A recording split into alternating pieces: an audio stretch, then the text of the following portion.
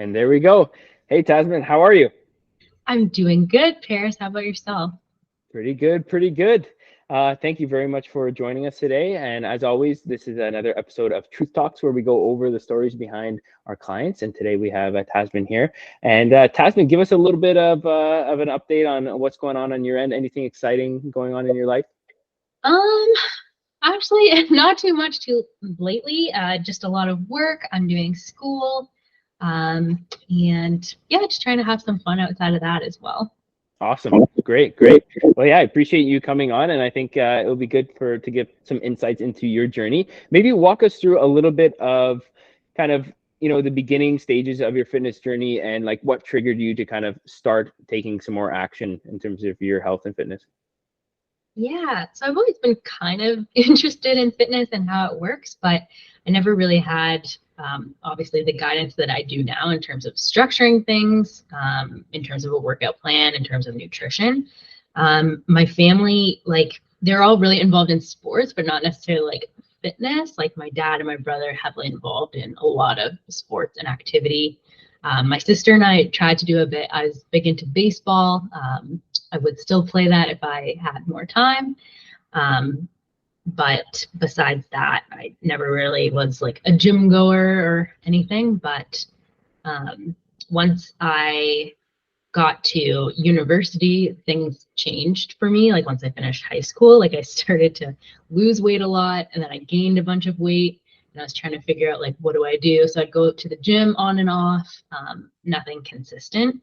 Um, but yeah, once I actually got my first full-time job and I was finished most of my education, as you know, I'm still in school now, but most of my education, I started to think about what some of my fitness goals were and how I could get more involved in fitness and going to the gym. So again, I started to go to the gym, didn't really know what I was doing or have a structured plan. I'd watch a bunch of videos, and through the pandemic, I'd try to watch videos at home and do things, but um, I think having like a structured plan in terms of nutrition and fitness is what really, really helped me, because now I've been able to kind of track my progress and see like how much I should be eating to meet my goals. So yeah, it's been difficult and a lot of inconsistency, but now I'm finding some things that work for me. Okay, awesome. Thanks so much for sharing. And do you feel there was like a certain turning point where you start to get a little bit more serious? Like I know you kind of on off here and there, and you mentioned you were in sports and in the gym, but was there a kind of turning moment where you were ready for like a higher level of commitment in your mind? Yeah, I think when I did start going to the gym, trying to figure that kind of stuff out, I was reading a lot about like weight training specifically and how beneficial that was for strength and fat loss. And I was really interested in like the dynamics about that and how I could make that work and how I could get stronger, I guess. Mm-hmm. So I started trying it a little bit, but I was pretty nervous for lifting heavy because there's always like this stereotype, like if you're a woman, like, you know, you're going to get big and bulky if you lift weights. And I would always hear it if I said it out loud, like to my family. They're like, you know that you're going to get big and bulky and stuff and look like a guy. And I'm like, I don't think so. That's not how that works. But that is like a big stereotype that's out there. And once I started dabbling around with that, and once I met my fiance Brennan, he's really big into fitness, and he was like on and off about it too. But he helped me a lot to start to try to structure some sort of workout plan and nutrition plan. I did try working with a trainer before I met you, so she actually helped me understand things a lot better, and that how things could work in terms of working out. And then so I did a lot by myself, but I think the structure is like what I need. And Brennan was a big motivating factor too in doing something like that together. But yeah, I just want to kind of shift, like I guess my mindset and focus on doing what's best for like my health. Awesome. Awesome. And of course, now you realize that lifting doesn't make you bulky. You made that click along the way, right? It's true. Tell everyone. Yeah, I still hear that come up every once in a while. I'm like, oh, it means that we still got our work cut out for us over here. in terms of educating. That's cool. And I think, you know, we've made a lot of different kinds of progress, I think, together.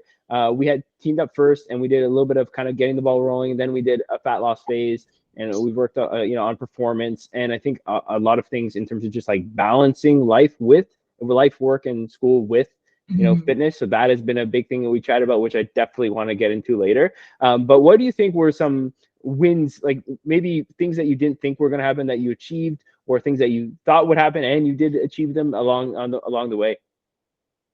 Yeah, I guess some of the biggest things would probably be like how much I could actually lift when I put my mind to it. Because I still am sometimes nervous about either my form or whether I can do it or not if I'm lifting heavier. But I was shown many times by yourself and me trying to push myself that I can, I don't know, I can lift a lot more than I thought I could. And yeah, it's very empowering to see yourself do something like that. I'm trying to think what else. Some other wins, like I guess seeing the progress pictures over time, I can actually see like my body's composition change, which yeah is also like a pretty big win, because if you're looking like, you know, day to day, you don't really notice much, but if you're checking like from month to month per se, you can actually see pretty big changes that you can't necessarily see otherwise. So I really value the importance of taking those pictures in progress. And I used to be pretty scared of those too, because I don't like taking pictures of myself and seeing it, but I realize how important they are. I think one other thing's probably like being able to kind of find like foods that I like that still fit in like the calorie range that I'm working with if I'm cutting or doing a maintenance phase or something like that. One of the biggest things for me, because I don't want to eat just like anything just because it fits. Like it needs to taste good, and coming up with creative ways to still have both has been fun. That's really good. No, I definitely like that. And going back to the progress thing is like, okay, most people don't like taking their first initial progress pics for sure, but there's a reason, and you only realize the reason later. Like even now, like I think in one of our check-ins a couple months ago, we went back to like, I kind of accidentally went back, but we still went back to the way back to like the first photos we even took and compared that. And it's like, oh wow, you know, things look a lot different. But you only get those clicks if you take the photos, and that's why it's so important to take those, right? And then the second thing you said about, you know, including foods you enjoy, I think that really adds that sustainability aspect. And I think, you know, a lot of times people talk to me, they're like, oh, you know, you must only eat chicken and broccoli and rice and whatever. And it's like, no, you know, it's not like that anymore. You know, there's better science and there's ways to do things, and it's about quantifying things and finding that balance between, yes, we want to choose like nutrient dense food choices, but we can also include things that we like and enjoy, and they might be nutrient dense or they might not be, but we have, you know, opportunity to include those as well, right? Yeah, absolutely. And like with that too, yeah, there's like the stereotypes like what you're gonna eat if you're trying to reach fitness goals. And for me, why I had to be so creative too is because I'm a vegetarian as well. So like I can't eat chicken breast, obviously. So I have to find all these ways that I can like meet my protein goals that may be a bit more difficult than regular. I still eat fish and eggs, but and dairy and stuff. So that kind of helps, but that's been like a bit harder. Yeah, a bit more like a pescatarian almost, right? Well, what were some food choices that you found as like staples to hit your protein? Salmon is my favorite. I love like all kinds of fish, but salmon is my favorite. So I'd find like many different ways to like incorporate it. So I'd make like salmon bowls with like small pieces of salmon, or I'd make like salmon and some sort of potatoes and vegetables. That's kind of like the chicken thing, but there's so many things you could do with salmon, like fish tacos or whatever that may be, or like a wrap or something. But yeah, that probably any sort of eggs as well. Like that's a big one. And variances in smoothies and putting things like seeds in them so I could just drink it and not have to think about it and get extra fiber as well, which is good. But yeah, those are some of my favorites. Right now, I think I mentioned this to you. I've been trying eggs and cottage cheese for like extra protein. It makes the eggs really fluffy, and I mean, if you hate the texture of cottage cheese, which is common, like you can't tell that much, but it is still in there. It doesn't taste weird at all, though. It tastes really good. I've never tried that. When you said that, I was like, huh. I mean, I don't judge. I have some interesting combos as well, but I trust you. I promise it tastes good because otherwise I would not eat it. And that's one of the strangest extra protein things I've tried. Yeah, that's awesome. That's good. Yeah, you need those staples, and you got to find what works for you, and like with your preferences and everything like that. So that's great. So do you think that the nutrition piece was maybe slightly easier or less boring than you had initially expected it was going to be? Yeah, I would definitely say so because I thought, yeah, I'd have to just have the same thing every day because Mm-hmm.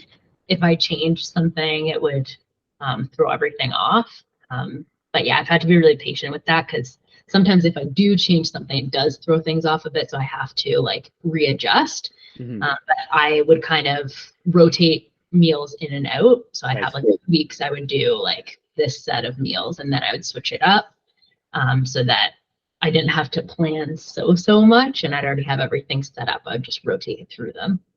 I like that. You know, Yeah. something I'll touch on there is I've been using this a lot in check-ins recently, and it's creating a nutrition uniform.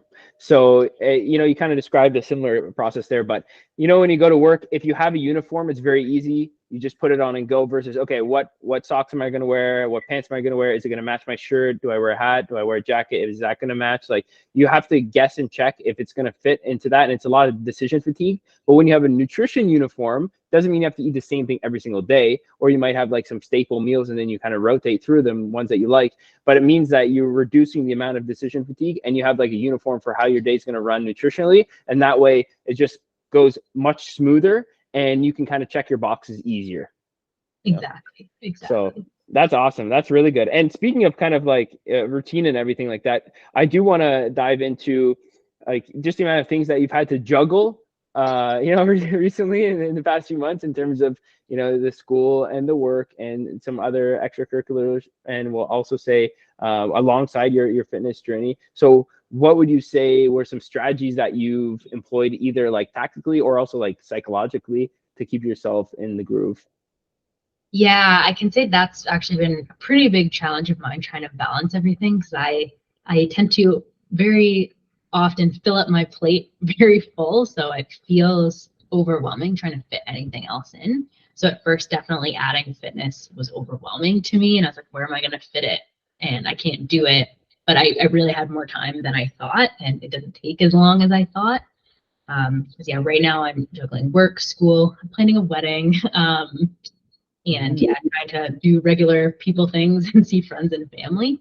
So I have to be really intentional, and I'm a big scheduler too. So I actually have to add it to my very large color-coded Google Calendar to make sure that I get it in. And actually through the app that we use, I make sure I try to schedule them throughout the week so I already know when they're going to be. And knowing Mm-hmm. in advance helps me mentally prepare that the day I'm going to do it, I know that it's in there. I put aside the time for it, so it's going to get done.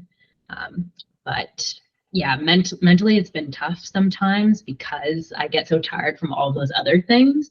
It depends on like where I place the workout, and I've been trying to be more intentional about that too. Because if I know I'm going to be super tired after everything, I'm not going to put it at the end of the day. I'm going to try to Yeah. get it over with at the beginning. And when I say get it over with, it's not like suffering all Yeah. the time unless I'm really burnt out, but um, try to put it at a time that I can actually get it done. But it was a lot about scheduling for me because that's how I stay organized and the only way that I know I'm going to get things done.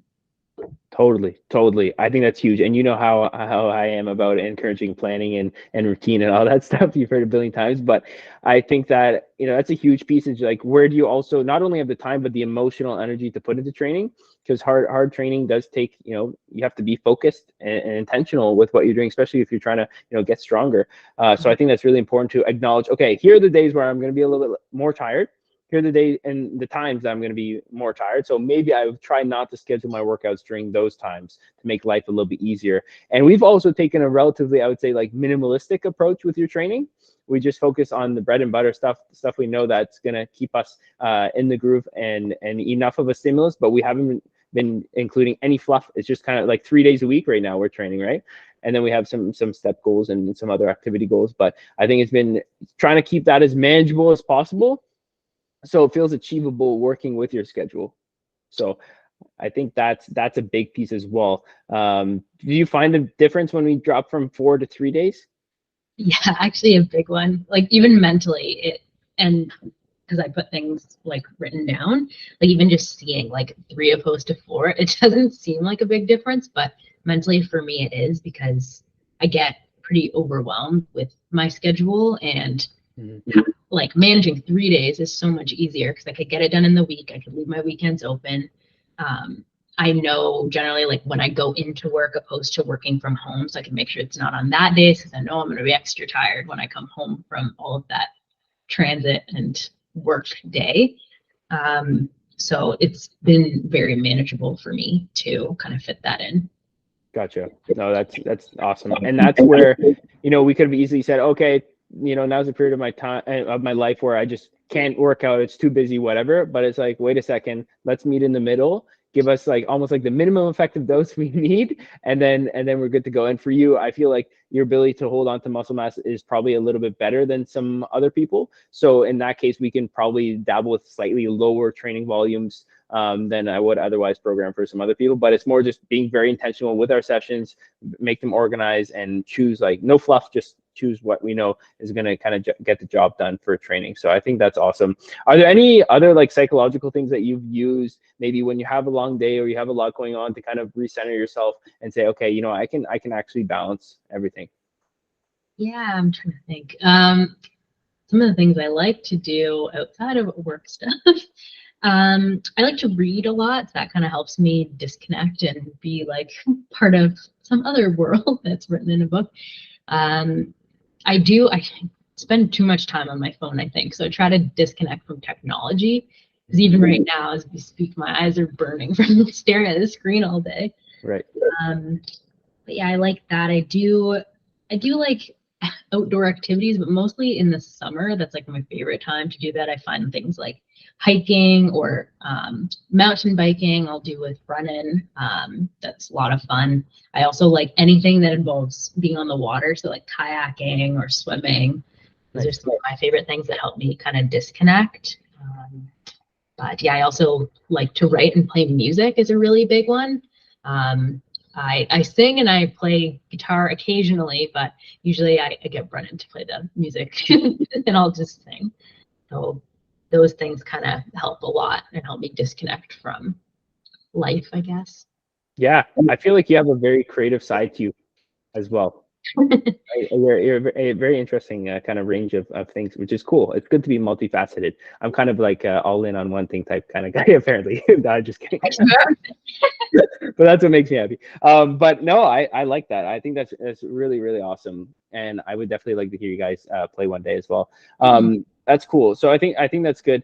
And okay, so in terms of the in the gym stuff, let's dive a bit more in there. What helped you get over that fear of having to be conservative with your weights? Like, in your back of your mind, you're always like, okay, I have to be conservative. I can't lift heavy. Like, this is too heavy. Form's going to break down. Like, how did you get over that hump and like start building that confidence in yourself there? That's a great question. I think yesterday I actually hit another PR on my squats, so I lifted heavier than the last time I did. And like, even thinking about that, I was like, okay, I'll just put like a small weight on. It's not like that much. Like, I think I can do it. Like from last time, 5 pounds up. I don't know. That doesn't seem like a lot. So I had to keep consistently telling myself that, because one thing I have to work on a lot is the way I talk to myself in terms of my confidence and my ability to do things. I can get really down on myself if I'm not successful, or if I just don't think I can do it. So really the power of telling yourself and having that positive self-talk and confidence in yourself is really, really important. It's very hard, very, very hard, but very important. So I've like just slowly been saying small things over time, like just that 5 pounds, just that 2.5 may look small, but like over time I've seen like it increase. Like I've never been able to lift as much as I did, I guess, yesterday. It's taken a long time to get there, I think, mentally. And you would say this to me all the time, like, you think maybe it's like a mental thing. And like, probably it is, because I get really scared because I've looked at my form. My form looks fine. I've watched the videos, but just mentally when I get there, I used to be like, no, I don't know if I can get back up. I don't know. Am I strong enough? But yeah, just slowly telling myself over time and taking small steps. You can't do everything in one big step, and it's very scary. So small steps, I think. Yep. Everything incremental and Yeah. those small little changes. Like, for example, if you added 2.5 on each side for like 5 weeks in a row, that's a bit of weight that you just add onto your squat, and relative to the starting point, that's a large percentage of how much you're squatting, right? So don't neglect those little things, but it makes it more achievable in your mind when you say, oh, you downplay, oh, it's just 2.5 on each side. But if you say that every week, you know, you're lifting quite a bit more. So I think, yeah, and we've done a lot of technique analysis, especially on lifts that we really wanted to master, and like form is now in a really good spot. So when I give that kind of checkbox on a form, I always say, now you can start bringing the heat into those sets, right? Like now, yeah. Now we can start giving going into your set with a little bit of a chip on your shoulder. You know what I mean? Because you know you're confident in your technique, and it's like, okay, I know how to do this movement. Let me like try to double down on my intensity now. And I think like that's the next level there. But also, you know, experience breeds confidence too. So it's like, for example, the more you squat and the more you're able to add like that extra 5 pounds, the more you're going to be like, okay, well, I did it before, you know, over time, I'm going to be able to do it again. So I think that's a big thing. And like having that self-confidence. And I think self-talk is important, because if you go under the bar and you're like, okay, I might lift this or it might squash me, versus going to the bar and being like, I'm a beast, this is going to fly, and like, you know, beast mode. So I think that's a big thing too. Like, how do you feel when you know, unrack the bar, for example? Mm-hmm. That's Yeah. awesome. That's really good, Tasman. Thank you so much for sharing about this. I think it's going to be pretty relatable for a lot of people, I think.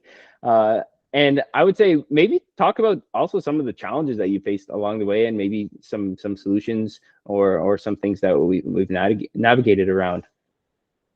Yeah, I think I mentioned some of them. I know at first, and I know this is pretty common too, like I didn't realize how much protein I needed to have. So that was like a big challenge, trying to fit things in there that were not like meat related, I guess.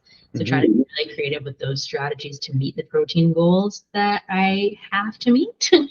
Some other challenges, I guess. One of the big ones for me is like, I guess in relation to my pictures and scale weight, I've noticed that like sometimes my scale weight will be like not necessarily what I wanted, but I can see like progress in the pictures. So it's been hard disconnecting those two and realizing that I could have success that isn't like just my scale weight dropping. But because I used to be really caught up on that, I'm like, oh, like I'm like not the weight I want to be. I'm not making any changes, but there's so many other changes you can make that aren't just the scale weight. So that was a big like, mental one for me too. As far as getting over that, I had to weigh myself more, take more pictures, and just get used to it, because I wasn't used to it. I'm trying to be better with that, but it seems a lot less ominous now that it's more part of the routine. For sure. They're just, yeah, no, go ahead. No, I don't remember. Okay, that's okay. I interrupted your thought process. But yeah, I was gonna say, the way I like to think about like pictures and weigh-ins are just data points. That's what we need to make it objective, and don't get emotionally tied to any given weigh-in and any given you know, progress picture. But I think you are somebody that does see more visual changes with less change in scale weight. Like if we compare it to like where we first initially started compared to where we are now, we're not too far off in terms of body weight, but maybe a few pounds heavier in like the first initial ones way back when. But like the visual difference is pretty significant.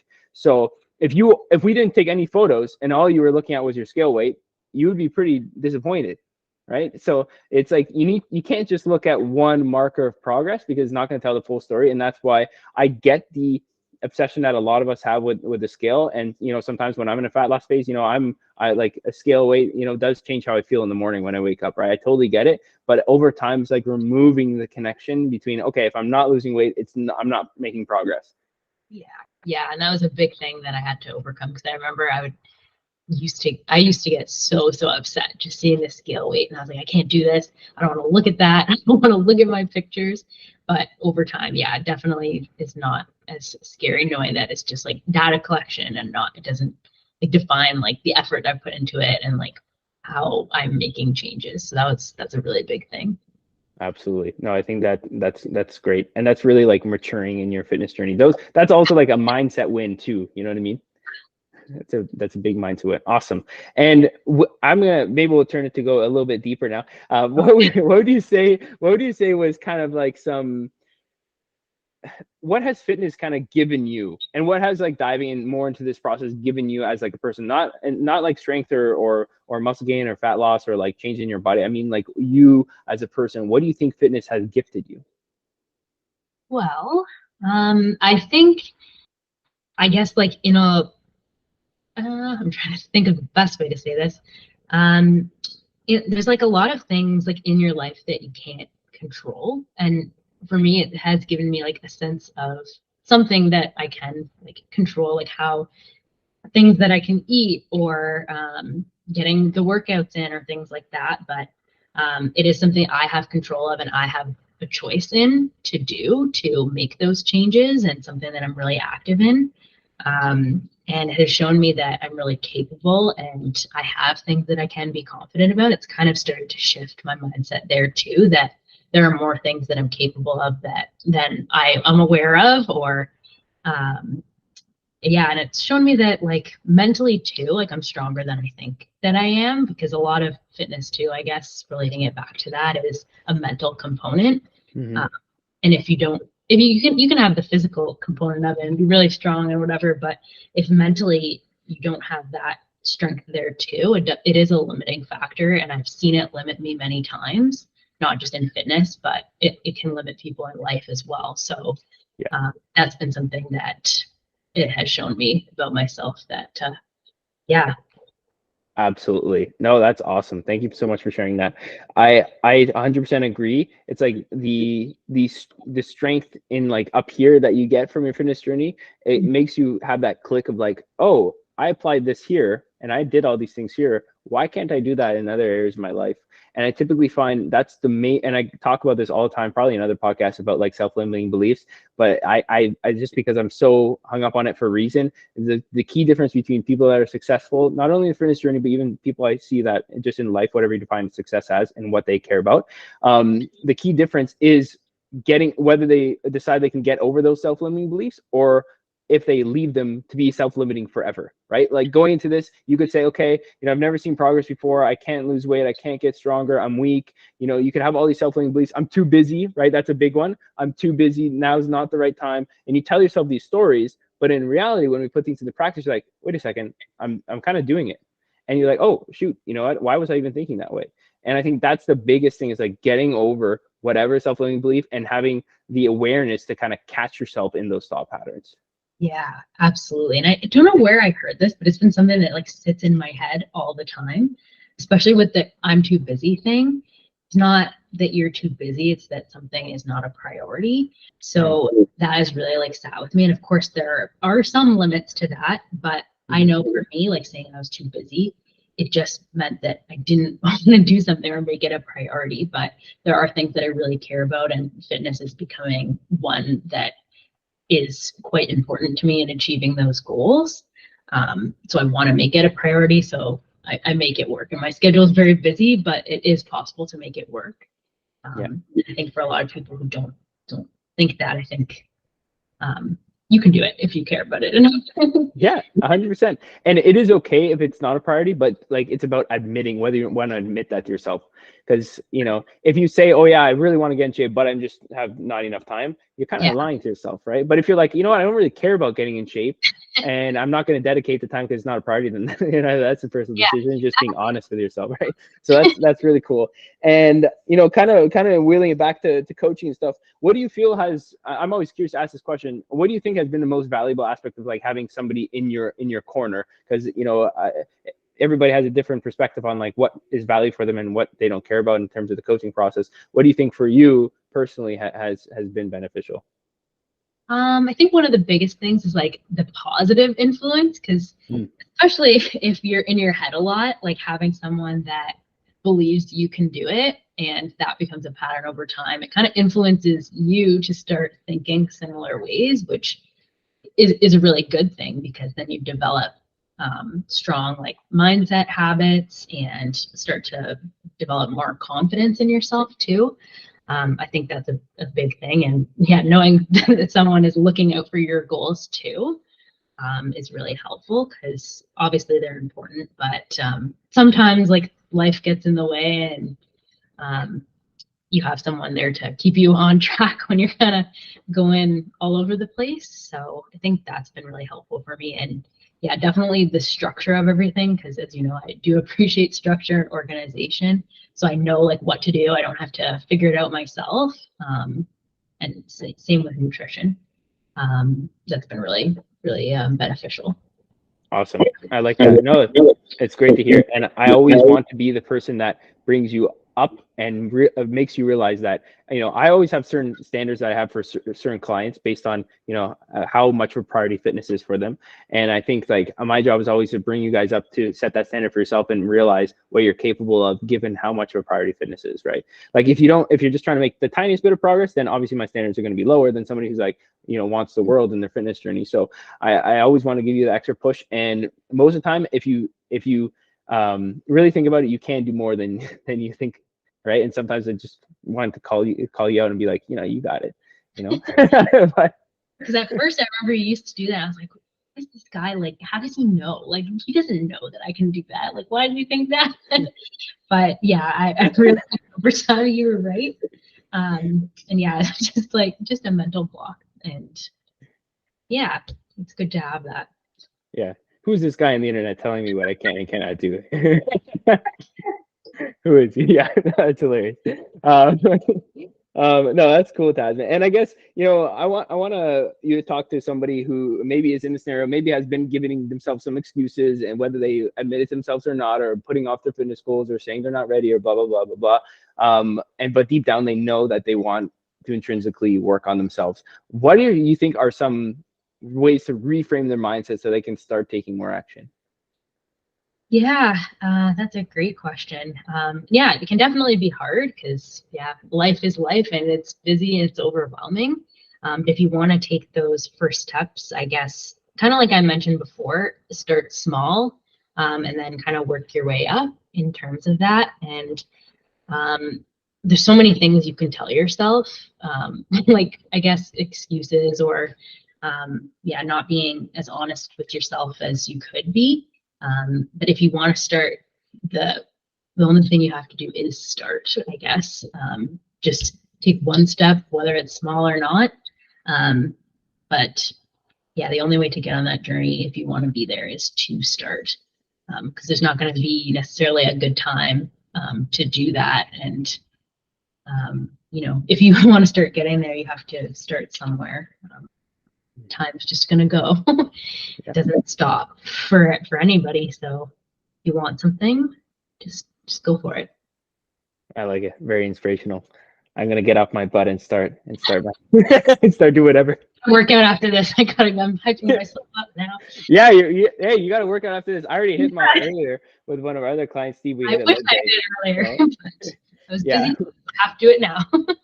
No, that's awesome. This is perfect timing. No, that's great, Tasman. Thank you so much for sharing all these things. Is there any last parting thoughts, things you want to say to the audience, things, you know, you would have told your future, or sorry, your past self, or like anything that you want to share that you think is valuable for people? I think, yeah, probably, I don't know, just be gentle with yourself, because it's a process, and I know that my mindset has shifted a billion times during the whole thing, but the more you do it, the more you'll feel comfortable, and the more you'll feel confident, and the more you'll feel capable in yourself and your skills. So yeah, just keep going. And as Paris would say, trust the process. Yeah, it's true. It is true. I love when you guys give it right back to me. What Oh, we have it on whiteboards in the house. perfect. Visit us daily. That's hilarious. That's hilarious. Sometimes I'm a broken record, but I say these things for a reason. I hope you know. That's hilarious. Well, thank you so much for sharing all these thoughts and awesome inspirational things as well. It's really cool for me to hear this, and I'm sure everybody listening will get some value as well. And yeah, I think we're gonna wrap it up there, and we're gonna wish you a good workout this evening. Thank you, Paris. Okay, bye, Taz. Bye.